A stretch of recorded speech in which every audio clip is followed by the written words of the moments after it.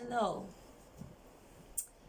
Okay, so I have been inspired to make a short video before I start the next series, just so that I can give you an understanding of what it's about. It's about prayers. Basically, I am aware that sometimes we have needs or we have wants, and those of us who believe in God or the higher power, the source, we do something that we've been taught to call praying. Now, prayers could be just giving thanks, or prayers could be a request for something. It usually comes at a time when we are in dire need of something. And what happens is a lot of people, they don't really understand how God communicates with them. And sometimes it may seem as though God is not there, or it may seem as though God doesn't answer prayers. Whatever negative conclusion you might have come to, I'm here to tell you that it's all false, because God created creation and we are a part of creation, and God loves everything that it created. Okay? So if you're in need of something or someone or whatever the case is, an answer, understanding, different things, just know that these things are there to come once they are of your higher or highest good. They're there to come, and when you pray, perhaps God even answered you. Probably not giving you the answer, not giving you that thing, but at least giving you like a timeline, or giving you further instruction as to how to attain these things. Because there's a time and a place for everything. It doesn't make any sense to give us a blessing if we're not ready to receive and maintain, most of all, maintain it. Because you could be praying for a car, for example. Let's just use that. You pray for a car, okay. Now let's suppose that God gave you the car tomorrow. You still have to think about petrol, you still have to think about insurance, you still have to think about road tax, MOT. If something goes wrong with the car, you still have to consider having to fix it, stuff like that. Now, if you have enough money to buy the car, that's only one part of the journey. You need to have money for the upkeep of the car, to maintain the car as well. Same thing for a house. You may be praying for a house, but then there are a lot of charges that come with owning a house, for example. Or you may be praying for a partner. Now, you may get a partner, but perhaps they have attitudes and stuff like that you can't manage, or you would prefer to live without. Or perhaps you have attitudes or ways that they would prefer to live without. So these things will cause you to lose the blessing. Those are the three examples that I've come up with. Let's say in the case of someone seeking knowledge, you might get the knowledge that you're after, but the knowledge is in the wrong sequence, because perhaps there's something that was more important to know before you gain that bit of knowledge. Yeah. So God understands that we need things, or we want things, and we would prefer to have things, but God also understands what's going on behind the scenes that you may not be aware of. And I'm here to encourage you to be patient. However, I've been taught this wonderful skill. It's kind of like being able to email God, I'll be honest with you.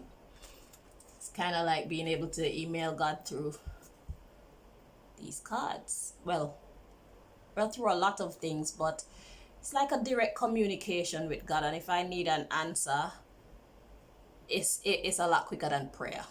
I'll tell you that. So whereas some of the time God is answering us and we may not be able to recognize God's answer through this, there's no mistake that, okay, we asked God XYZ and God said ABC. Yeah. So the next reading I'll be doing is based on prayers. People who have been asking or praying for something, someone, and think that God isn't paying attention to you, or God isn't real, or God isn't there, or God is not giving it to you, or whatever it is that you've managed to conclude regarding the fact that your prayers are not being answered. I'm going to, with the guidance of the Most High, I'm going to bring you messages or answers regarding the subject. So, and I'm in no control of what comes out or who God decides to address in these readings. I'm gonna do it sign by sign, I think. I'm gonna have to consult the higher power and see what the formula is. I have part of the formula to bring you this message, but now that I'm talking about it, it could either be sign by sign that I go about it, or I can do it by just it being random. I don't know, I'll have to come up with that part, but I'm gonna consult with the Most High to bring you some kind of answer, so that you know that God is real. It's just communication between the two isn't at its highest. Between the two of you isn't at its highest. So I'm gonna be a third or the middleman between you and your divine. Okay, I don't know what's gonna come out in the messages. I'm not sure exactly how God wants me to do it, but I'm gonna do it. Yeah, I've already been given the go ahead from the Most High, so it's actually going to be done. But yeah, God is there. God is always seeing, witnessing everything. A lot of the times people see negative things happen and they want to know, well, where's God when this negative thing is happening? My take on that scenario is God is still there watching. However, life's traumas or dramas, they're not there to break us. They're there to heal us. So it's all down to our perception. Now, for example, if someone is doing something to try to hurt you, it's like, why would you say, God, why me? How about you start thinking, how do I fix this? You have to be a champion. God didn't make, I don't even know what to call him. Just know that we are made in the image and the likeness of God, and God is a champion. So do the mathematics. Now, if you choose not to have the mindset of a champion, then I'm not sure if you can blame God for that. If you choose to be overcome with fear or worry or doubt in oneself, or whatever you choose to allow to take you over at any moment, which leads to you failing at something or not being victorious at something, you choose. There's always a choice. Yeah. If people want to bomb people, these people have a choice. They all have a choice. The bomber has a choice. They choose to bomb. And the victims or the casualties, they have a choice as well. And I'll tell you what, we need to connect more with the Most High so that we can be guided by the Most High through our thoughts, because our thoughts is, in our thoughts, we're always connected to the Most High, and the Most High is always connected to us, but we don't always listen. We haven't taken the time to get to recognize when God is instructing us. So God could have been guiding you away from something that is meant to happen, and because you choose not to follow that intuitive guidance, you miss the mark and you end up being where God did not suggest for you to be. Now, is that God's fault? I'm not really sure. But I choose to believe that there's always a choice. You can choose to be weak or you can choose to be strong. A lot of the times we're held back by what people may think and what people may do, and held down by how people see us. What about how you see yourself? How about believing in yourself and what you can do? How about believing in your ideologies of what life and existence is, instead of, I respect the church, I respect different religions and stuff like that, but at the end of the day, to be honest, there's a part of us that information comes in. So it could be our subconscious. It's like there's a part of us that knows all things. There's a part of us that is programmed with truth only. However, there's another part which either allows it to come to the fore, or we suppress it with what we call denial. There's all these things. I don't know if I've strayed from the conversation, but I was just being a little bit free. Okay. So anyhow, thank you for listening. If you stayed to listen to me go on there. But yeah, there's a lot of things to think about, trying to understand what life is and understand the creator and stuff like that, because clearly there is something greater than us that created all of this. The human body itself is too perfect. It has the power to heal itself. I mean, like, you don't think to breathe, do you? But yet we breathe naturally. You don't think to make your hair grow, yet these things function naturally. You don't think to put yourself to sleep. We go to sleep, we wake up naturally. So things like the air, the water, the trees, human beings themselves that we did not create, it's like, where did all that stuff come from? There must be something greater than us out there, and I am of the opinion that it loves us. That's why we were created.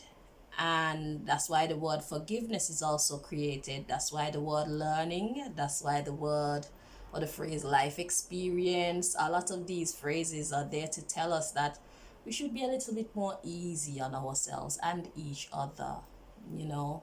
We shouldn't be so strict and tough, like so set in our ways that we cannot be flexible enough when we see that there's a better way or a better path towards the ultimate, which is, I feel everybody's looking to be happy, everybody's looking to be prosperous. I feel that everybody's looking to be peaceful, everybody's looking to be appreciated, at the deepest parts of us anyway. Because there are a lot of people who would say, oh, not me, I don't care about that, I don't give a F about. Yes, they do. If they don't give about anyone else, at least they do about themselves. Because whatever made them go down that path of resistance, that path of hatred, is probably because someone hurt them. So at that point, they love themselves. So there's that love inside of them somewhere still. And that's just the truth. So yeah, so I hope that this little reasoning benefited you in some way. And yeah, you can look forward to the next series, which is based on those unanswered prayers. Okay, we're gonna see what God has to tell you. I would love to reach as many people as I can, but the reality is I'm only one person. But I leave that part up to God as to who these messages go to, so that you can find that comfort and that understanding and that peace of mind that you've been craving. And hopefully you can recognize that God was listening to you all the time. You just think that God wasn't. God is always there, always. There's no separation of us and God. We are God. Yeah, there's only God. But that's a topic for another time. Yeah. Anywho, thank you very much once again. Take care.